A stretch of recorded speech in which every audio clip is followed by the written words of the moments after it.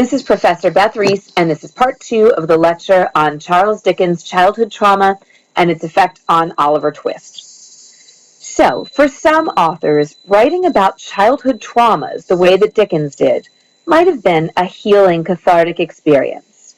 Dickens, though, continued to write about these innocent, lost, persecuted, pathetic child victims over and over and over for the rest of his long career. Some of these characters, like Little Nell, Paul Dombey, and Tiny Tim in one version of the future, end up dying tragic deaths. Others, like Pip, David Copperfield, and Little Dorrit, survive but are deeply damaged by their experiences.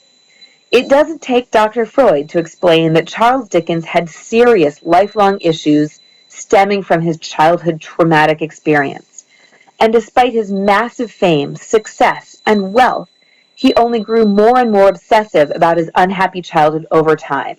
Keep in mind that Oliver Twist was the first time he was writing about this in a fictional form.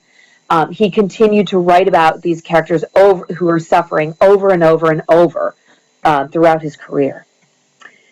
Dickens, though, was also tapping into a major trend in the 19th century, showing idealization of the figure of the child.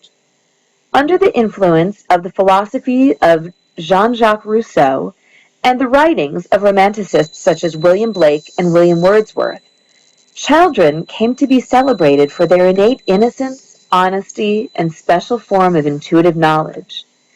In actual Victorian England, of course, the attitude only really applied to middle and upper-class children. In reality, lower-class children were treated quite poorly by society. To the modern reader, the character of Oliver Twist may come across as rather sappy and not especially realistic. But do keep in mind that our own society also participates in creating an idealized view of children.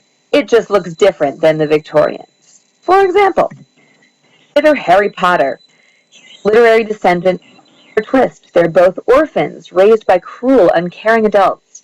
They seem run-of-the-mill, but they're secretly special. Villains wish to destroy them, and they must escape various threats to their lives in order to find surrogate families to love them. One last resonance between the young Charles Dickens and Oliver Twist. Both find themselves alone in a dark, nightmarish London where they struggle to survive. Early 19th century London was absolutely filthy. Raw sewage spilled into the Thames River, causing cholera outbreaks and a horrendous stench. The famous London fog was actually smoke pollution from all of the coal fires burning in the city, blending with the real fog from the river. And Charles Dickens did not exaggerate the criminal lifestyles of Finn and the boys. Victorian London was rife with pickpockets, prostitutes, burglars, and criminals of every persuasion. Dickens dreaded becoming lower class himself, but as an author, he sympathized with those who pursued criminal activity because an uncaring society left them no other choice. That's a theme we'll pick up on in the next class. Thank you.